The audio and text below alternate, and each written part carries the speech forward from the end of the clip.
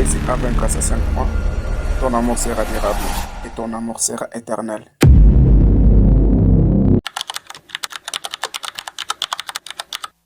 Première des choses, c'est réussir à trouver l'amour de ta vie. Deuxième des choses, c'est réussir à vaincre sa timidité. Troisième des choses, c'est réussir de les rendre amoureux, amoureuses de toi. Quatrième des choses, c'est réussir de l'exciter. Et cinquième des choses, c'est réussir de vivre avec elle malgré ses défauts, malgré ses faiblesses. Et c'est par là que la plupart d'amour tombe et chute. En 21e siècle, filles comme garçons, nous rencontrons des fois l'amour à 13 ans, des fois à 10 ans, des fois à 11 ans. Maintenant, si tu rencontres la personne à 20 ans, sache que la personne a déjà l'avance de 7 ans en amour. Là, ça va que cette personne a des ex. Cette personne a déjà rencontré des déceptions. Cette personne a déjà des leçons et des leçons romantiques. Souviens-toi quand tu l'avais rencontré.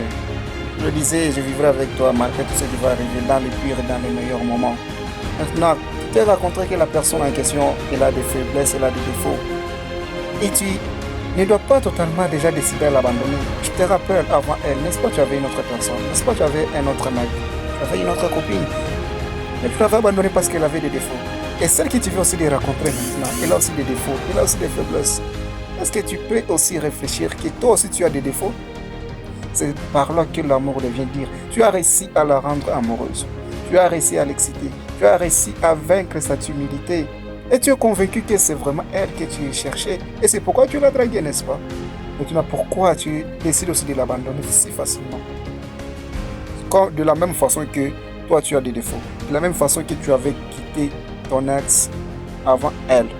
C'est la même façon que tu vas aussi quitter la personne que tu as pour le moment.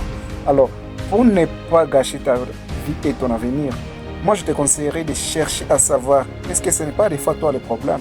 Et si tu vois que ce n'est pas toi le problème, pourquoi pas aider la personne en question pour qu'il change. Essaie de surmonter ses défauts, essaie de surmonter ses faiblesses. Prends-la comme ta petite soeur, prends-la comme ton petit frère, prends-lui comme ton père, prends elle comme ta mère. Conseille-la, aide-la, fais tout ce qu'il faut avec elle. Priez ensemble, jeûnez ensemble, conseillez-vous, marchez ensemble, disez-vous la vérité, soyez transparents l'un envers l'autre.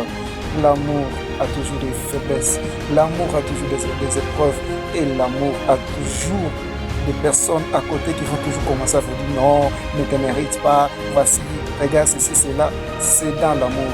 Mais si vous vous aimez sincèrement, les faiblesses des autres ne doivent pas être pour toi la force de la quitter, mais ça doit être pour toi l'examen de chercher à vaincre l'amour de ta vie, car des fois, l'amour de ta vie est celui qui est dans cette personne que tu as aujourd'hui.